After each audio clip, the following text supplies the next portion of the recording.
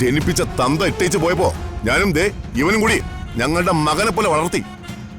അതിനുള്ള പ്രതിഫലമാ എന്റെ നെഞ്ചത്തിട്ട് തൊഴിക്കുന്ന പോലെ നീ ചെയ്തത്. അന്നം കൊടുത്ത കൈക്കിട്ട് ആഞ്ഞു കടിക്കുന്ന നന്ദി കെട്ട നായ.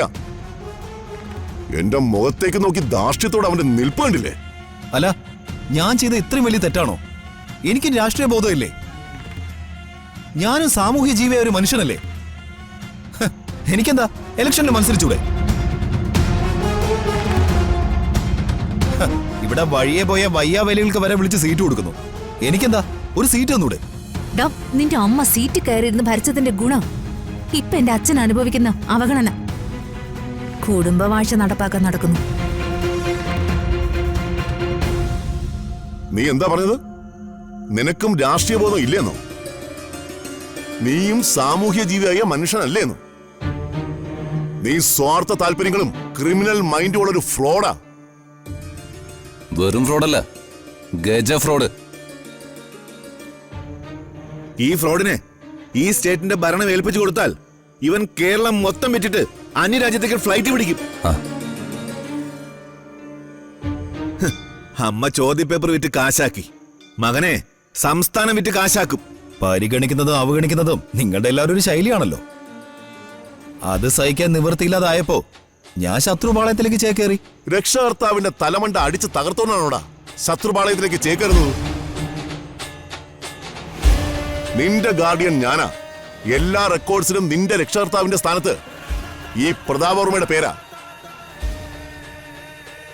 എന്നിട്ടാണ് അവൻ എനിക്കെതിരെ മത്സരിക്കാൻ വന്നിരിക്കുന്നത്. രാഷ്ട്രീയത്തെ രാഷ്ട്രീയമായിട്ട് കാണണം. എന്താ ഇലക്ഷനിൽ എന്നോട് മത്സരിക്കാൻ പേടിയാണോ വലിയമ്മാവന്? പ്രതാപവർമ്മ ഇന്നേ വരെ ഒന്നിനെയും ഭയപ്പെട്ടിട്ടില്ല. മാരകായുധങ്ങളുടെ നടുവിൽ നിന്ന് അനായാസം അനേകം പ്രാവശ്യം രക്ഷപ്പെട്ടത് പ്രതാപവർമ്മയുടെ വിൽ പവർ ഒന്നുകൊണ്ട് മാത്രമാ. എന്നിട്ടാണ് നിന്നോട് എനിക്ക് പേടി. നീയാണ് എന്റെ എതിർ സ്ഥാനാർത്ഥി എന്ന് കേൾക്കുമ്പോ എനിക്ക് ഒരുമാതിരി അറപ്പ് നാണക്കേടുക. മത്സരിക്കണമെങ്കിൽ അതുപോലെ ആണുങ്ങളോടും ആയിരിക്കണ്ടേ?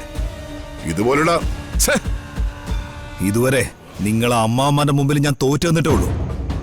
എന്നാ ഇപ്പൊ ഞാൻ ചലഞ്ച് ചെയ്യുക, വെല്ലുവിളിക്ക. പ്രതാപവർമ്മയെ ദീപക് ഈ ഇലക്ഷനിൽ നേരിടുന്നു.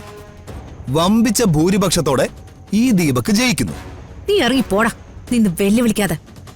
അല്ലെങ്കിൽ ഞങ്ങൾ എല്ലാരും കൂടി നിന്നെ വളഞ്ഞിട്ട് തല്ലും.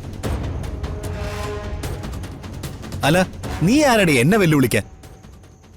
നീ എന്നെ വെല്ലുവിളിച്ചിട്ട് തെരുവിലേക്ക് വാടി, നിന്നെ കൈകാര്യം ചെയ്യും ഞാൻ. എന്ത് വേണ റാസ്കൽ? തോനനെ തല്ലിയല്ലേ? ഇനിയും കുറച്ചാ നിന്നെ ഞാൻ കൊല്ലും. നിന്നെ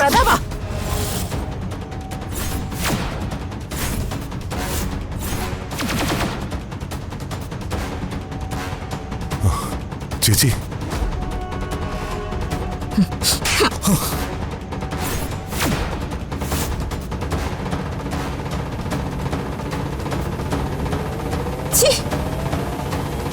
വീട്ടിൽ കയറി വന്ന് ഞങ്ങളെ എല്ലാവരും വെല്ലുവിളിക്കുന്നോടാ. നിന്നെ ഞാൻ തുടരുതന്നെ. തൊട്ടാ അമ്മയാണെന്നുള്ളത് തൽക്കാലം ഞാനങ്ങ് മറക്കും.